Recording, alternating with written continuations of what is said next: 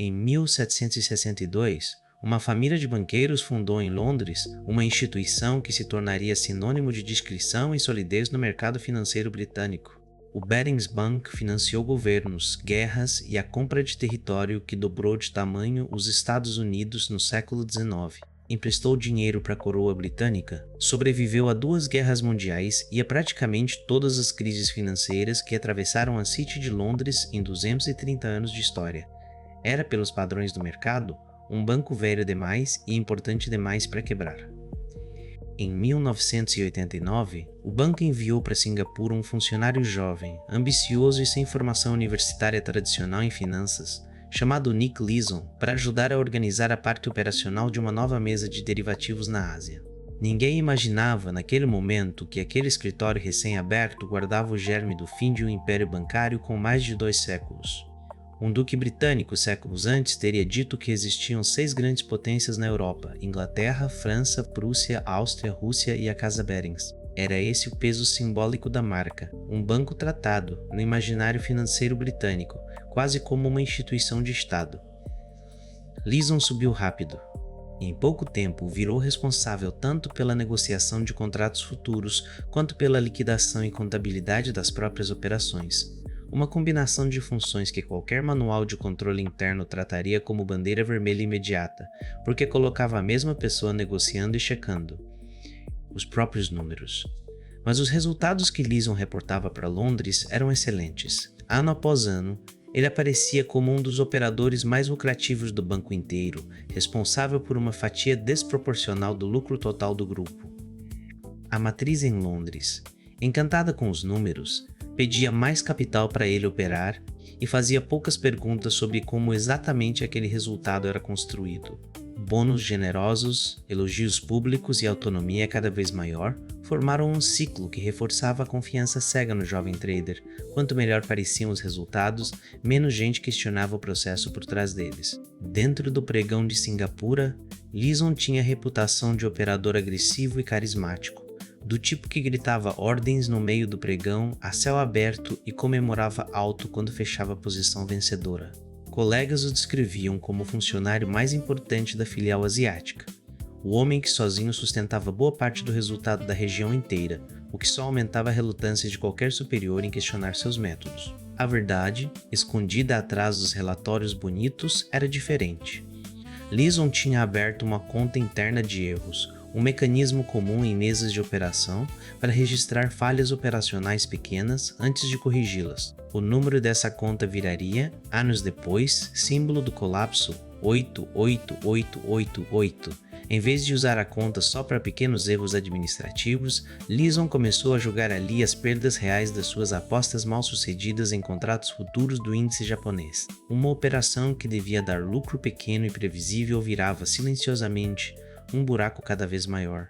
A função oficial que ele exercia se chamava arbitragem entre praças, comprar um contrato futuro na bolsa de Osaka e vender o mesmo contrato, quase ao mesmo tempo, na bolsa de Singapura, lucrando com pequenas diferenças de preço entre os dois mercados. É uma estratégia de baixo risco, baixo retorno, o tipo de operação chata que sustenta receita estável sem apostar na direção do mercado. Só que apostar na direção do mercado era exatamente o que Leeson passou a fazer, escondido atrás do nome respeitável da arbitragem, comprando muito mais contratos do que qualquer operação de arbitragem legítima justificaria, numa aposta direcional disfarçada de operação técnica.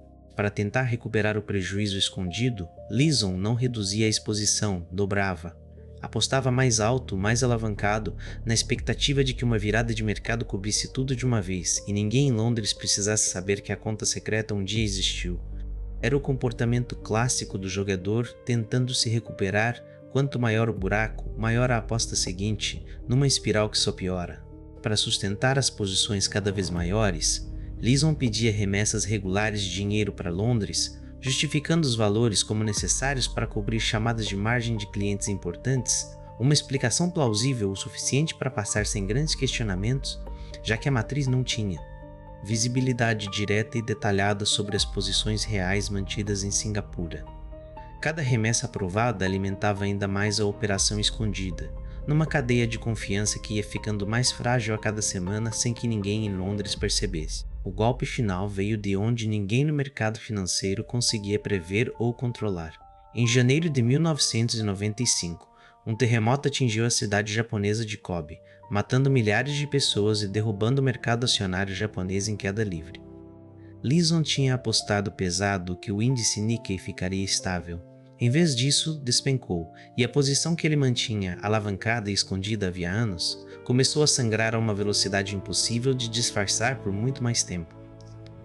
Ele tentou, mais uma vez, dobrar a aposta para recuperar tudo de uma vez, comprando ainda mais contratos na esperança de uma recuperação rápida do índice. O mercado não cooperou.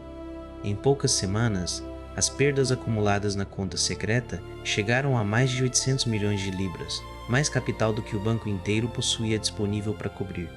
Lison fugiu de Singapura, deixando um bilhete de desculpas para colegas, e foi finalmente capturado na Alemanha enquanto tentava voltar para casa.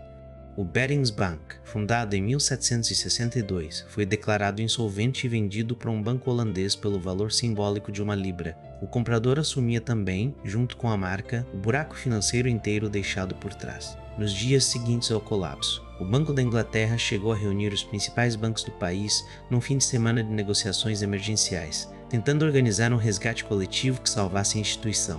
Nenhum banco concorrente topou colocar dinheiro próprio para salvar um rival que tinha acabado de expor, da pior forma possível, o tamanho do buraco que um único trader sem supervisão conseguia abrir. O governo britânico também recusou usar dinheiro público para socorrer o banco, ao contrário do que aconteceria décadas depois com instituições consideradas grandes demais para quebrar. O Barings provou, na prática, que nem toda tradição secular é sinônimo de proteção automática. A queda do Barings não foi sobre um trader genial que teve azar. Foi sobre um sistema de controle interno que permitiu, durante anos, que a mesma pessoa negociasse, liquidasse e reportasse os próprios resultados sem ninguém de fora conferir de forma independente. Lucro consistente demais, numa operação complexa demais, deveria ter gerado mais perguntas, não menos. Lison foi extraditado, julgado e condenado a 6 anos e meio de prisão em Singapura. O banco, que tinha sobrevivido a mais de 200 anos de guerras, crises e revoluções, não sobreviveu a menos de 3 anos de falha de governança concentrada numa única pessoa sem supervisão real. Ficou, desde então, como o exemplo mais citado em cursos de risco financeiro sobre por que separar quem opera de quem audita não é burocracia, é a diferença entre um banco durar séculos ou desaparecer num fim de semana. Anos depois, outros escândalos parecidos apareceriam em bancos europeus, operadores únicos, posições escondidas, controles frouxos demais para pegar o problema a tempo, e o caso Barings continuaria sendo citado como o exemplo original, o ponto de partida para reguladores exigirem limites mais rígidos, de exposição por trader e sistemas independentes de checagem de risco em qualquer mesa de derivativos do mundo.